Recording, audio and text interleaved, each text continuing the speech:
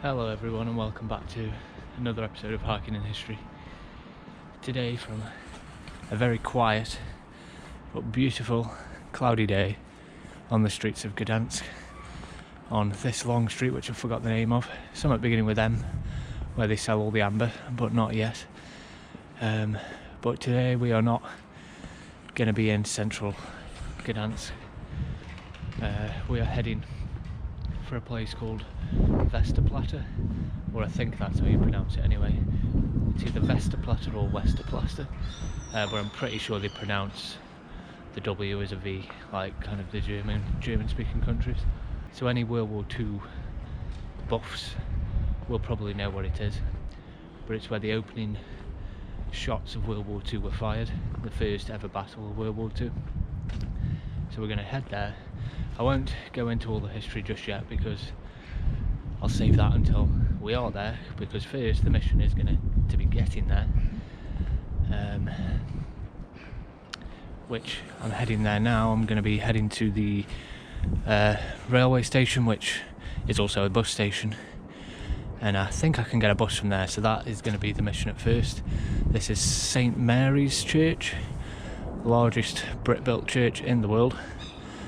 And I think this is also called like St Mary's Street as well, or something again different in Polish, but it is quite early in the morning and it is a Monday, and I know some countries in Europe kind of treat Monday like a Sunday, so Poland could be one of them. But let's see if we can get this bus first. Now, I did have a brief look inside this St Mary's Church, a structure which is a mammoth structure, as you can see, made out of brick, which many churches aren't like that, but I believe you can go to the top of this tower. I only had a brief look inside yesterday, which you might see, I made a video on it, I made a very general video, just having a little look around Gdansk. But if I get time while I'm here, I might go to the top of that, because I think you can pay to go up. And there was a hell of a lot of like kind of artifacts and things in the church, so it's definitely worth going. But inside there's like a really impressive stained glass window and a couple of other things. An astronomical clock, I think, from like the 1400s. But inside it's all like whitewashed walls. But yeah, I think you can go to the top of it for a small fee, which would be very impressive to see the views from top of there. So maybe if we get a chance, I'll go up and I'll record it. But one thing I will say about Gdansk and Poland in general, this is my first time in Poland, it's the initial first impression is that it is extremely cheap compared to other European countries which I'm more used to. Like yesterday, basically had a 3-course meal at a dumpling restaurant, and it was like a good 3-course meal. Like the quality was so high, and the bill for that 3-course meal, including drinks, came to £16. Like that's converted obviously to pounds, which is just insane. That was like starter, main, dessert and drinks.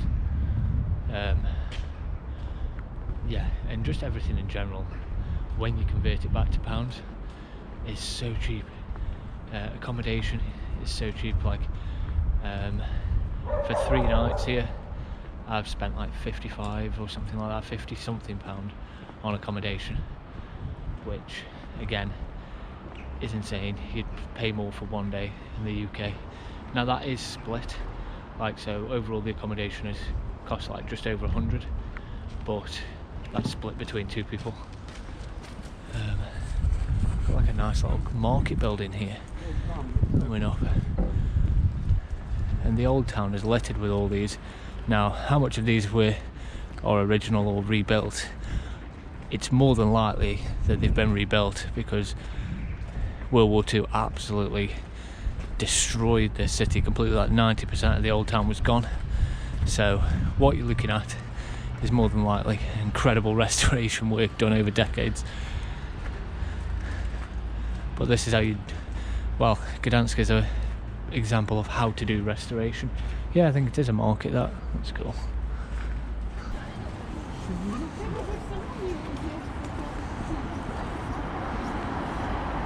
This little guy, little fucking goblin with a phone. I don't know what that's about. Maybe those people are responsible. So you got like a bag of money there. There's like a little leprechaun. It's kind of cool. Oh, I've got to watch out because it's still, as you can see, a bit icy in Gdansk. Its temperature today is a bit warmer than yesterday, so the snow and ice should be melting, but currently getting a bit of rain as well. I don't think it's supposed to be pissing it down all day or anything like that. It's not going to be a washout, but throughout the day we might get a little bit of rain here and there, but that's okay.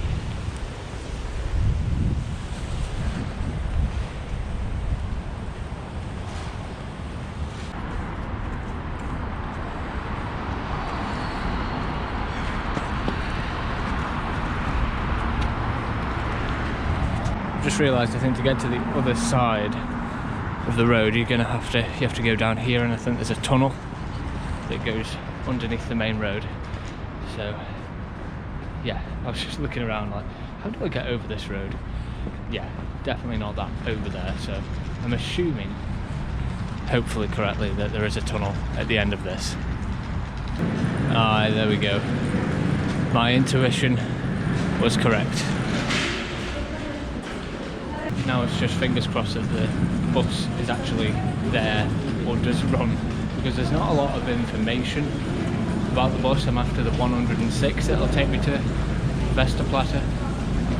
But there's not a lot of information, so I'm just kind of hoping that it's going to be there. I think they go up to the trams, but then this should be the other side where the train station is, and the buses for the direction I want to go will be on this side, so fingers crossed.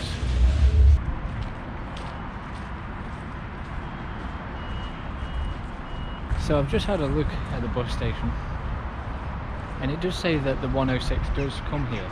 It's just not on the board yet for, you know, like the latest kind of arrivals. It tells you in the next like 15 minutes or so. So I think if I just hang on and hang around a little bit, eventually a 106 bus will turn up. I'll give it a little while because I've found the actual stop where it should come. The timetable's there, I just can't really read it, obviously because it's all in Polish, so I don't know if there are certain days where it's not running or anything. But it is a Monday, again I don't know if they treat Mondays differently over here, but hopefully should be able to get to Westerplatte from here. Okay, so I think I've figured the timetable out at the bus stop, and I think I just missed one kind of when I got here. So the next one isn't for about another hour-ish, just under an hour. So it says on the board anyway, not the electronic board but on the paper board. I think I've got about an hour, just under an hour to wait before the actual next bus turns up. So I'm just going to have some time to kill. I've had a look in the station, there's not really that much there. So I'm going to head back over, and we'll kill an hour somehow. We'll just have a little walk around, maybe go into a church or two. I've just brought this like little sweet pastry thing, which is only like £1 from here. We shall see how it is.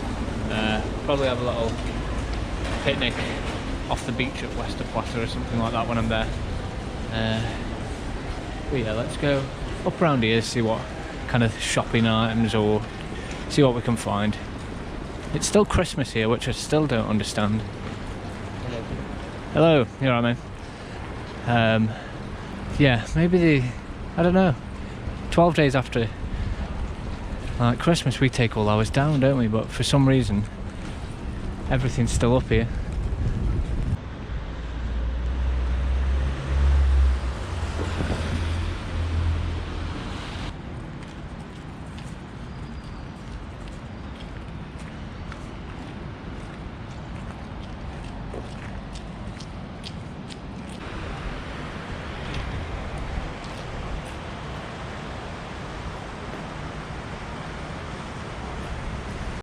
I was going to go into this church here, which I did go into briefly yesterday, but I've just seen this museum. I have no idea what kind of museum it is, but it says here Monday 10 till 6, but then it says free admission for Monday, so and it's closed tomorrow and Wednesday, which I'll be gone. My last day will be Wednesday, so I'm going to see if this is actually free admission and go in here for a bit. Let's check it out.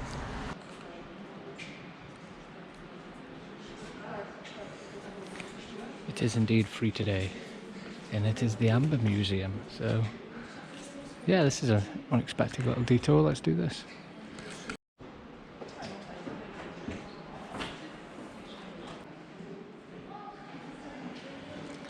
So yeah, this place used to be a great mill, first half of the 17th century.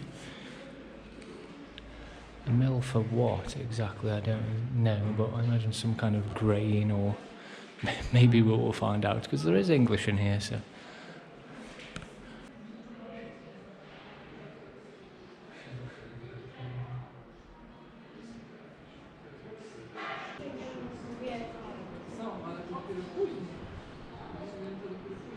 Look at these, they're all like, they've found little bugs and things in the amber. This is literally how Jurassic Park started. O nie. O Boże, co to?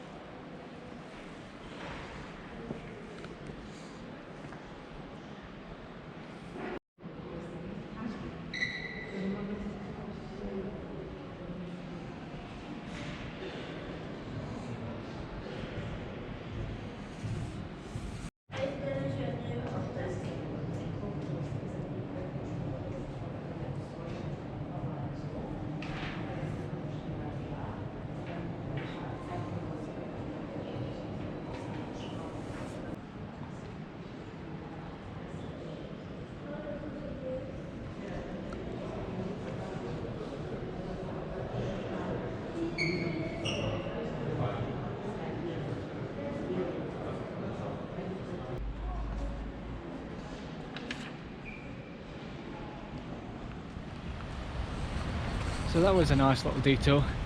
I'm now of course on a rush because I've got to make it to the bus station again, hopefully, and catch the bus. So that was a nice little detour.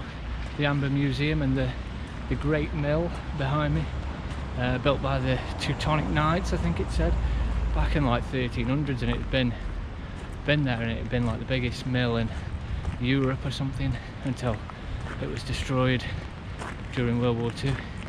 And now it houses all like the amber exhibits and everything in Gdansk. But enough of detours, let's get to the bus station. I don't know if you can see, but there we are, Westerplatte. We are on the board, 5 minutes. Whew! That's a relief. Oh bloody hell, there's water everywhere.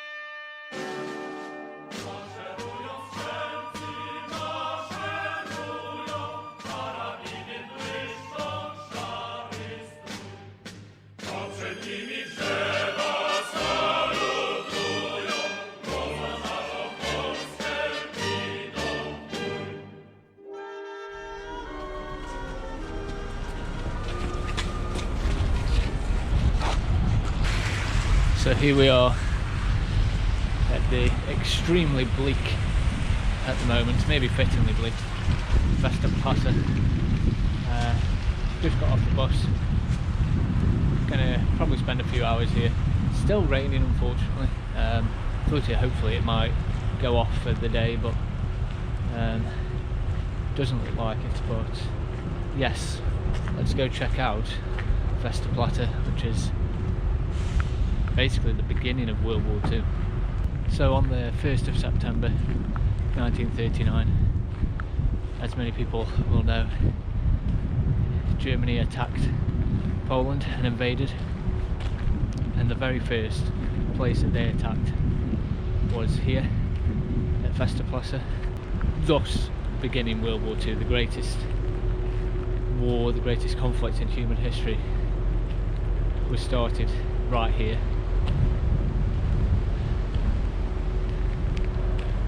And a small garrison of Polish troops, around about, there are different estimates, but there's between 88 to maybe just over 100, to the higher ends of maybe nearly reaching 200.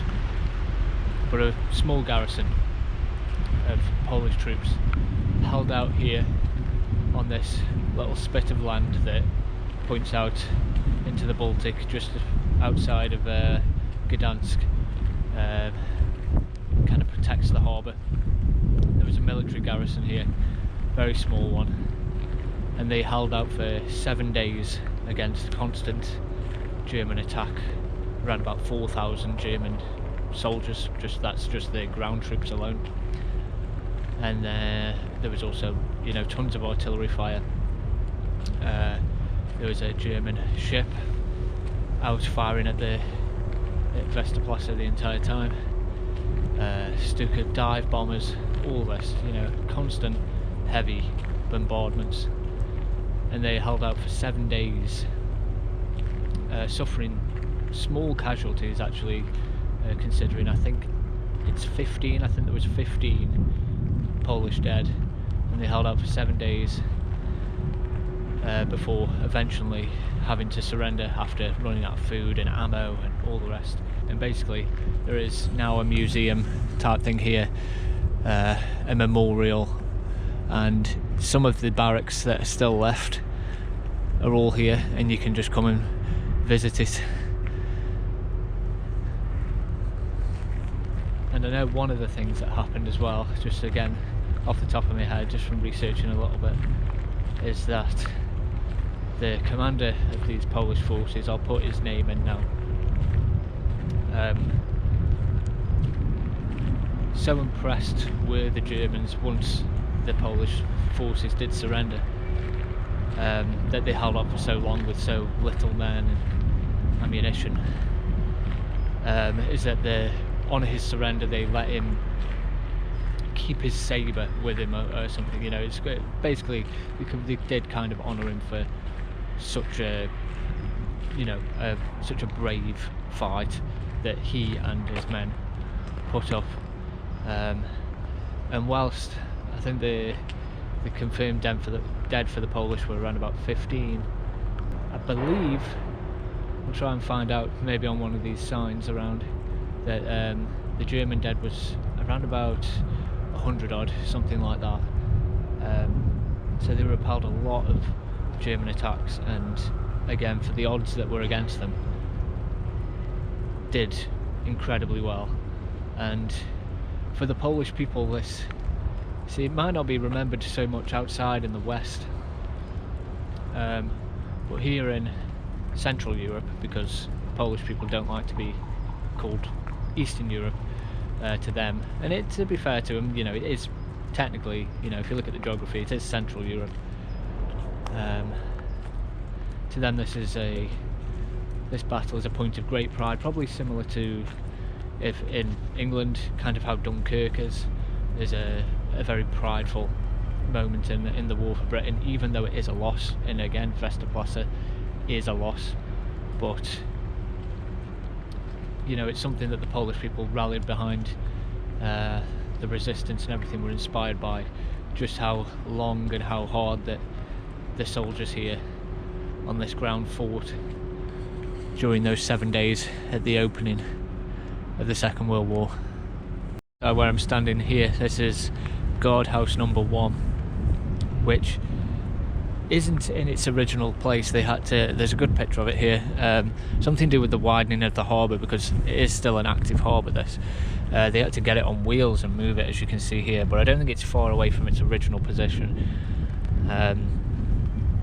This is guardhouse number 1, one of the most important parts of the defence link, because there's a few of these that are dotted around.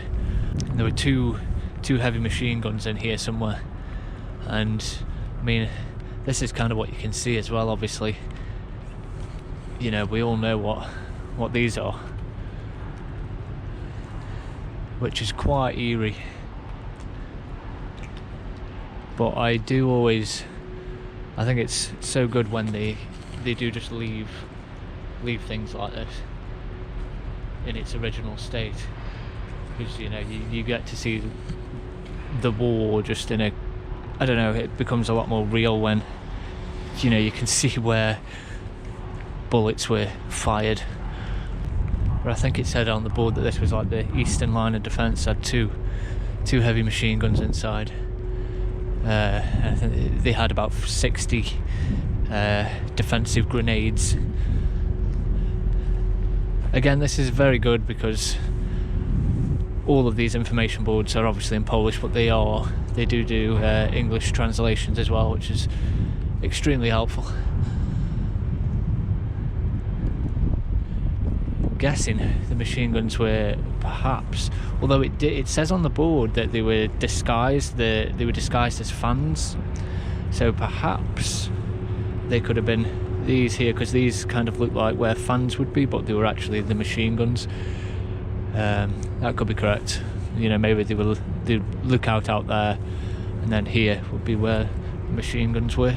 Possibly. I'm, again, no expert on this. I'm just having a look around and seeing everything for the first time myself. Here you get a good sense of the destruction that was caused to some of this. This is about guardhouse number 2, which doesn't exist anymore because it was just so battered, and then once the canal was widened, it had to go completely. But this guardhouse was much more exposed than this, but also protected this one.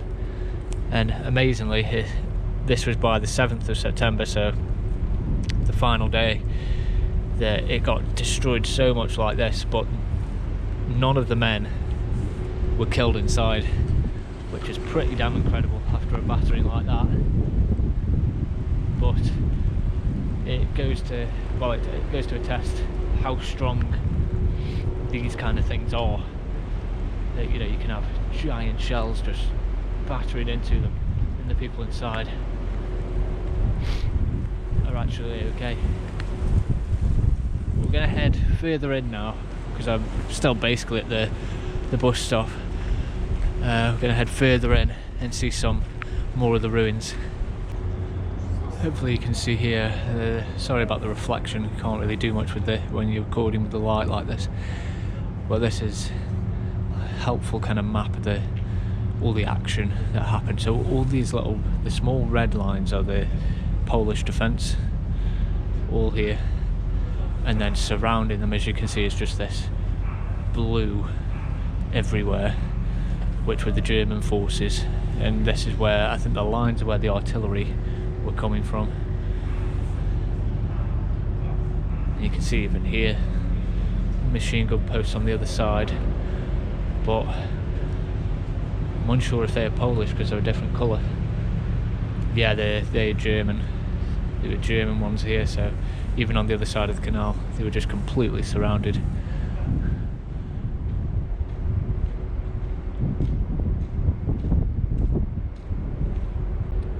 So here, all this bit is the remains of what was the officers' villa that they had here, which was really quite a fancy place, but once the Germans got here, they completely destroyed all this, and only I think they've built up these foundations, but some foundations were found, and this is where they were.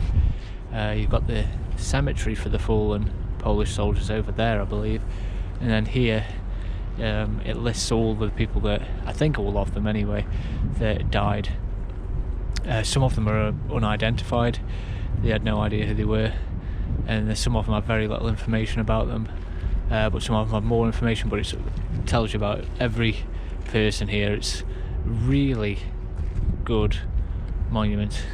I mean, just like this guy, but you learn some stuff. A lot of them seem to have died as well, just as such. A lot of them seem to have died on the same day, like on the 2nd, I believe, the 2nd of September, where there was a big air raid on one of the bunkers, bunker number 5, it seems to be, where quite a few of the people, the Polish, died. And as you can see, it says here, this fragment was found of a German bomb, aerial bomb, on the raid on September 2nd. And during 30 minutes, so it only lasted 30 minutes, but they dropped 258 bombs of different types upon Westerplatte. So that just goes to show like how incredibly intense and just, you know, how intense the actual bombing was. 258 bombs in 30 minutes. That's just insane, isn't it?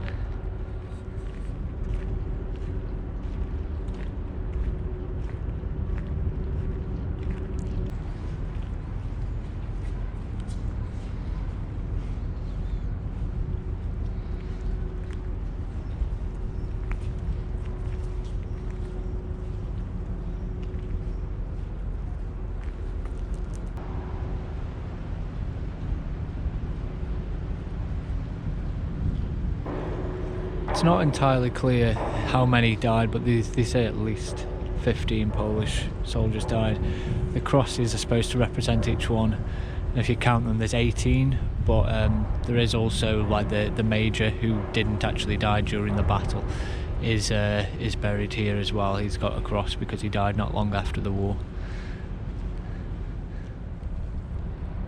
This is all that remains of guardhouse number 5, which is the one that I mentioned that got over 200 bombs in 30 minutes, just absolutely pummeled on it. It was 2 stories high, and this is where most of the soldiers died. 7 of them died in this, out of around about 15, so this was the biggest loss of life for this battle, and that is all that remains of it. Here is who was the commander of the Polish forces at Westerplatte. Again, I'm going to butcher his name unfortunately, but I'm guessing it's Henryk Sukarski perhaps. If I'm pronouncing that wrong, I apologise. But yeah, he survived this battle, and he was allowed to keep his sabre when he surrendered, because the Germans were so impressed with the fight that him and his soldiers put up. But he didn't survive long after the war, as it says here. He spent the rest of the war after this battle as a prisoner of war in a German officer camp. July 1945, he made his way to Italy. He took command of the 6th Carpathian Rifle Battalion, which was part of the Polish 2nd Corps, but died in Naples in 1946, so not long after the war. And he was buried in Italy, but in 1971 his remains were exhumed and transported here, and I think it was ashes at that point. I think I read somewhere, but they were deposited just over there in the military cemetery, which, you know, is quite fitting really, seems it. You know, this is where he did such an important thing that it probably is correct that he is buried just behind me there.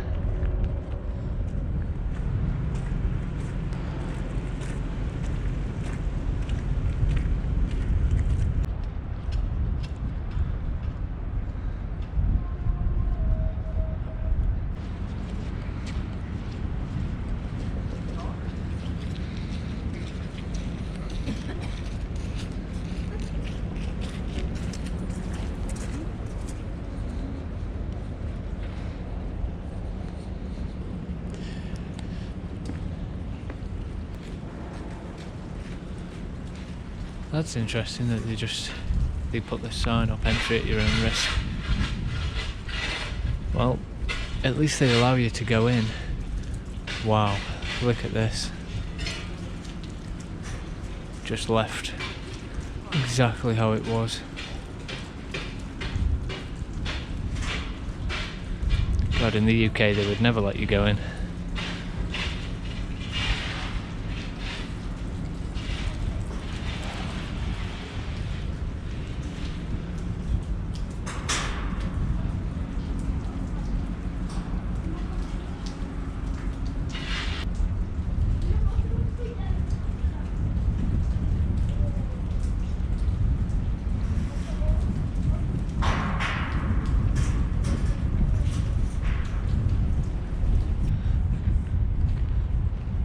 I think it's amazing that they let you go in there still. Seems that, you know, they just give you the warning that it's dangerous, you know, but if you want to go in, it's on you. There's all big memorial here to the people as well. Don't know if these are all the perhaps all the people that were stationed at Westerplatte, because I believe these were probably them, all the people that were stationed here, because it has all the dates, and some of them in 1971, 1988, as you can see. So it's not all of them that died here, but as you can imagine, pretty much maybe all of them are dead by now. 2007 I see there, 2008, so yeah. But how incredible is this structure that's still just left here? Water just dripping off it still. I don't know which bunker this is exactly. There is an information board that mentions guardhouse 6, so it might be that one, because it's right here, but it's not exactly clear from the information board. But this had I think it said 2 big machine guns on, and then also it had some mortars stationed here as well. And this was again a big place to help defend and help keep fire away from some of the other smaller guardhouses. But again, the second day, 2nd of September, was the hardest, when they were hit hardest by the dive bombers and all that stuff. And it did say on this information board actually that the commander, the guy who we were talking about earlier, the Henrik, who was the commander, he was actually going to surrender at that point, and it was only his captains and lieutenants under him that convinced him to carry on fighting. See their names, because that's probably, I think that's deserving of note. Here he is, Captain Francik Dabrowski and Lieutenant Stefan Grodecki, I believe. Dissuaded him from surrendering, and they fought on until the 7th.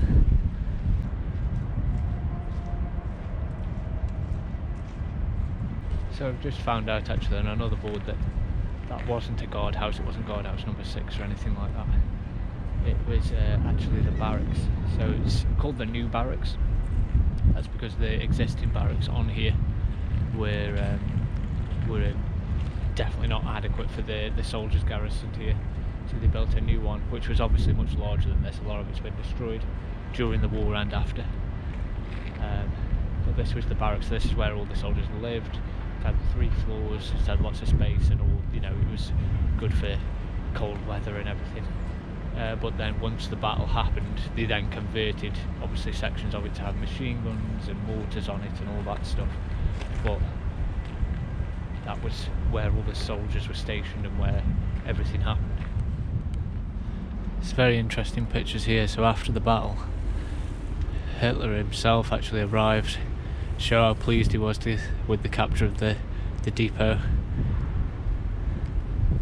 And that's really weird just to think, like, he was here.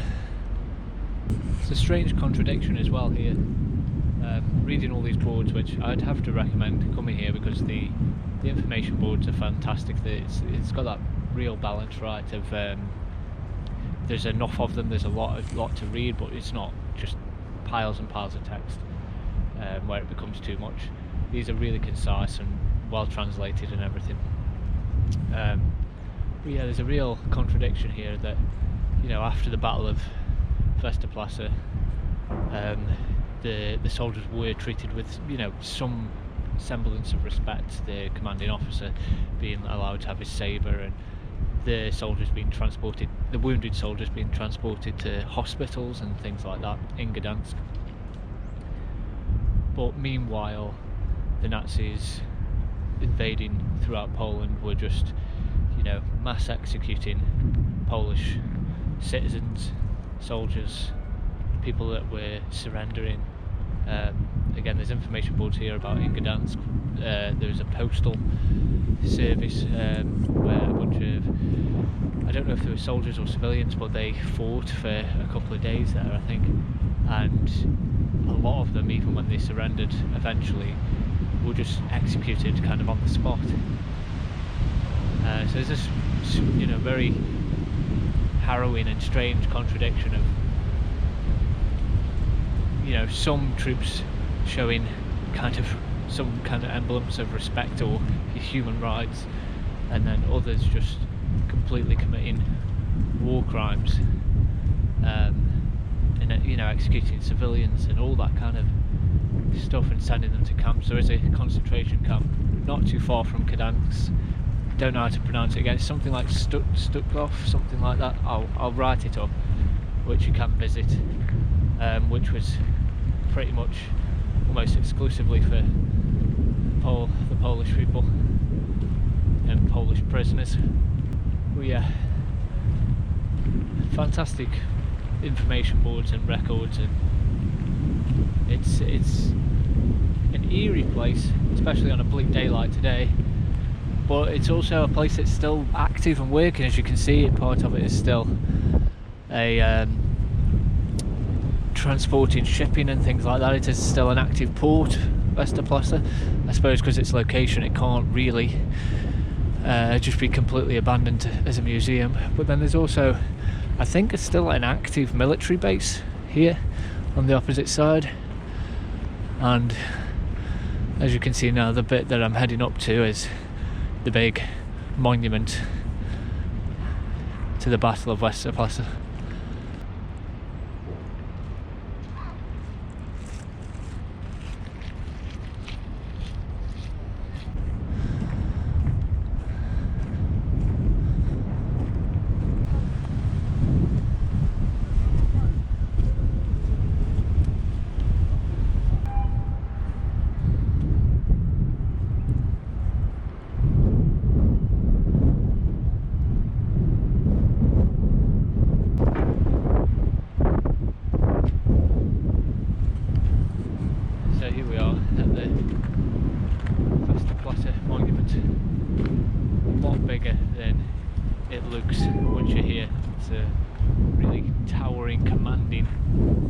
Structure and monument.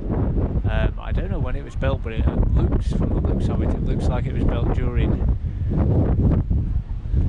the communist era in Poland, because it's got that style, hasn't it? It's got that very communist blocky type architecture to it,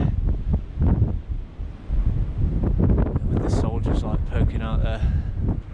Looks like as well that they light it up all at night, but currently sheltering from the gust of the wind up here is really bad. But I'm going to head back down now, and I think you can go over to the other side, because this is all part of a military base still here, but I think you can reach the beach further down, so we'll go check that out. But this is the canal as well. I didn't realise this canal is where the ship was, where the German ship was bombing them from. Further down, probably where it curves around, that's, I've seen another map of it, that's where it was firing. I thought it would be out at sea, which is over there, but no, the aerial bombardment was from this side, from the sea, but the ship, the bombardment from the German ship was from the canal.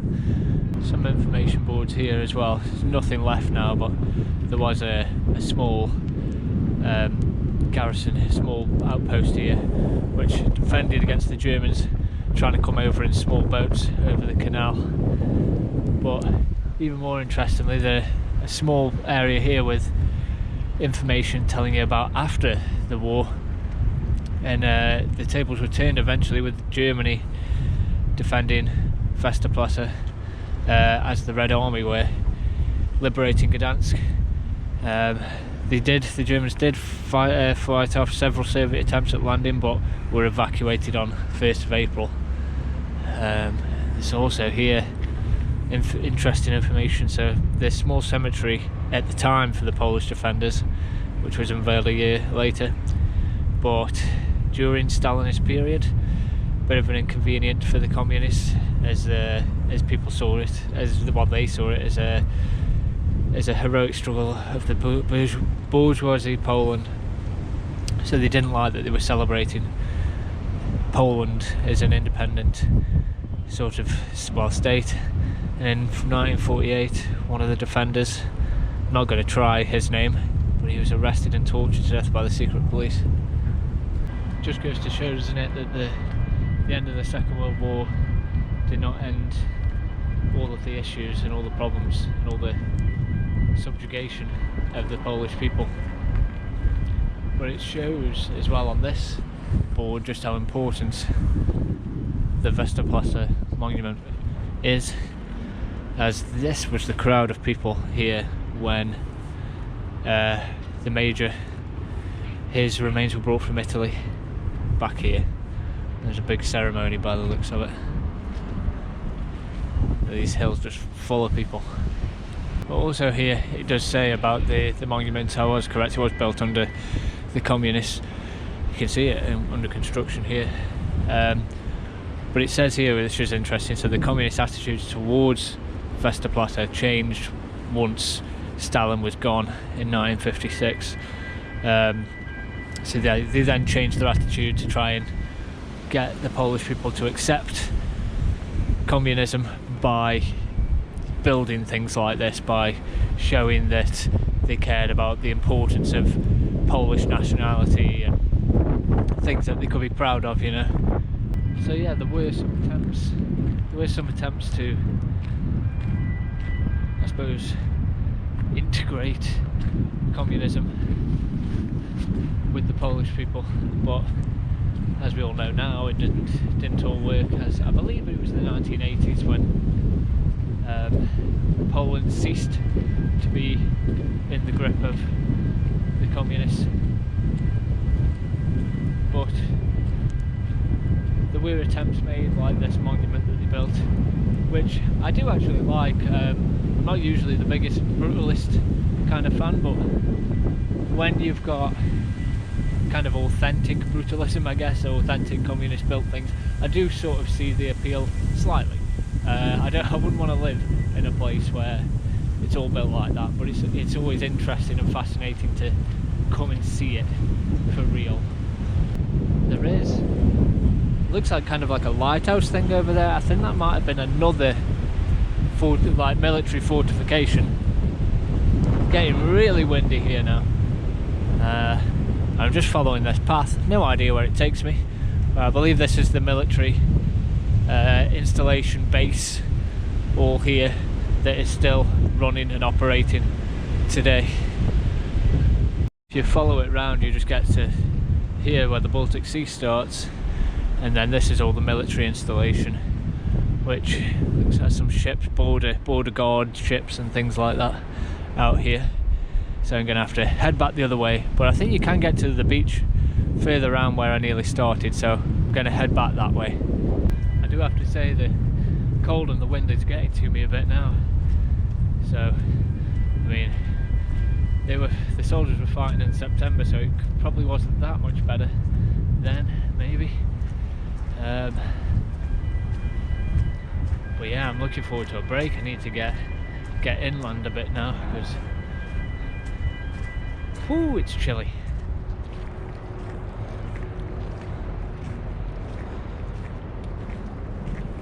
You might be able just to see or hear there's a helicopter that's just landed and now taken off again from that military base, which obviously stops here, but we are at the beach.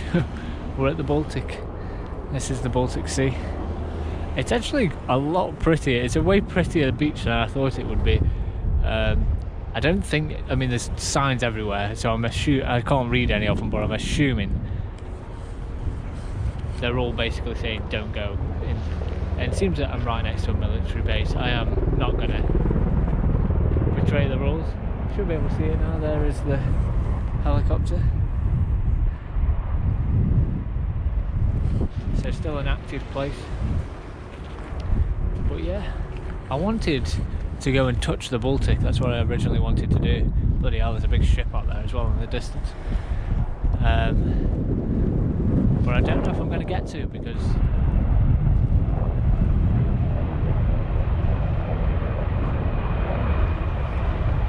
you can hear it.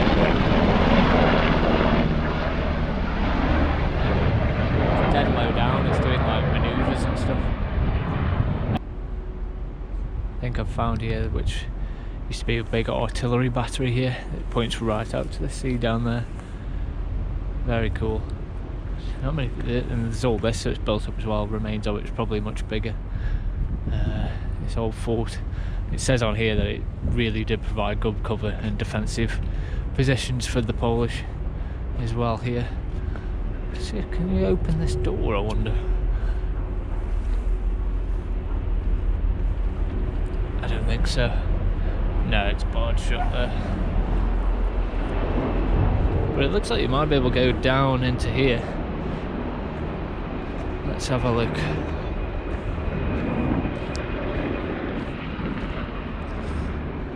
No, perhaps not. Have a look there.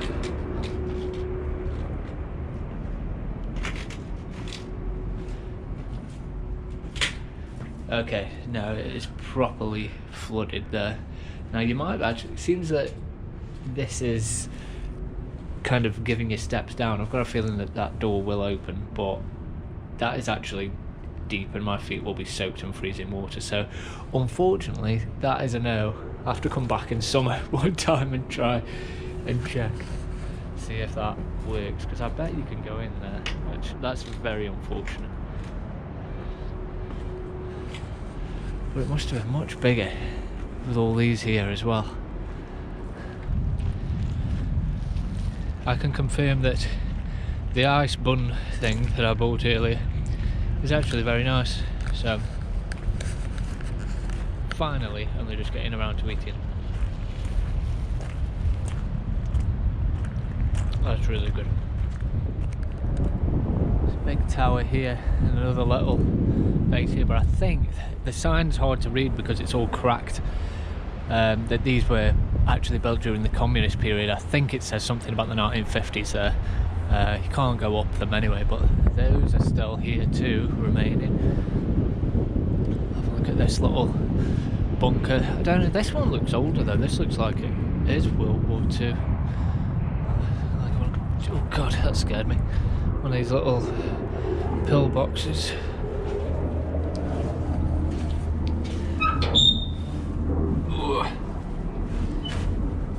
Yeah, they are locked. I don't know if maybe in a different season maybe they open them, I'm not sure. Because it's strange that they let you go in, pardon me. It's strange that they let you go in the one that's crumbling, but they wouldn't let you go in these little ones.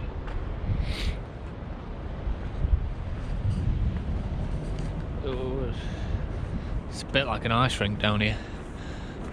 Something as well very interesting down by the coast there are some more signs and information posts explaining about the older history of Westerplatte as well, and the amount of times Gdansk has been kind of changed hands and conquered.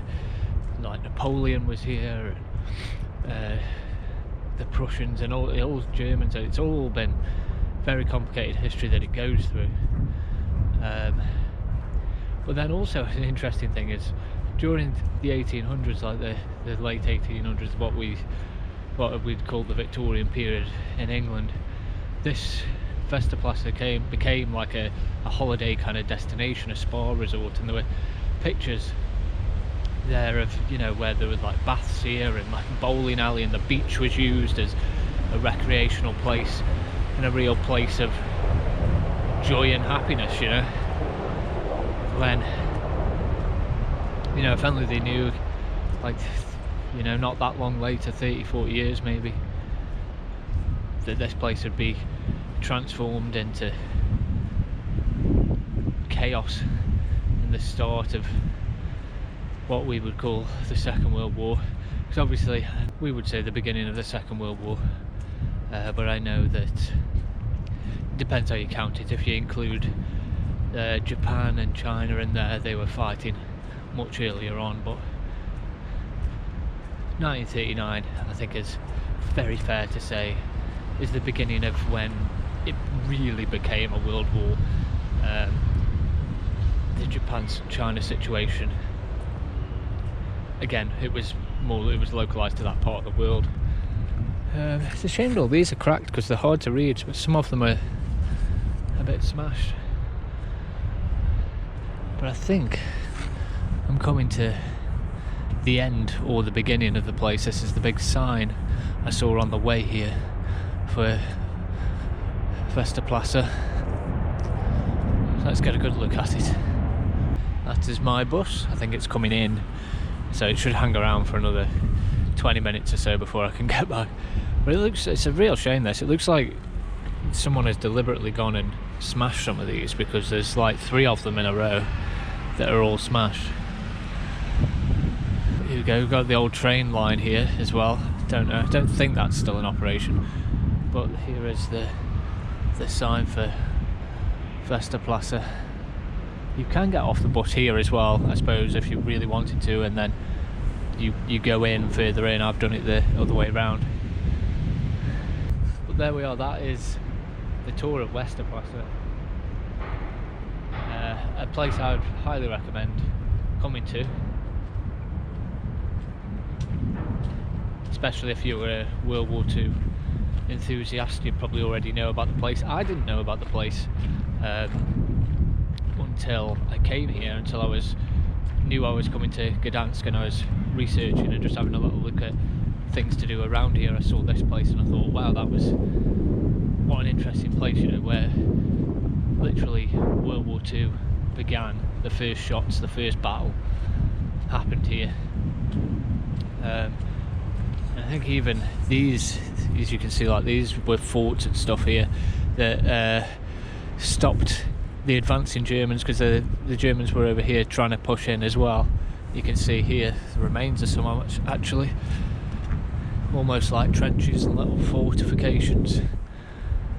And it's incredible to think that, you know, these are the places where it actually happened.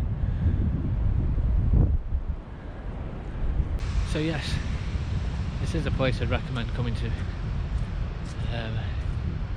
Great museum, if you want to call it that, but the information boards and everything, it's really well done, and I really love that they allow you to go into the garrison building, even though it's completely crumbling apart.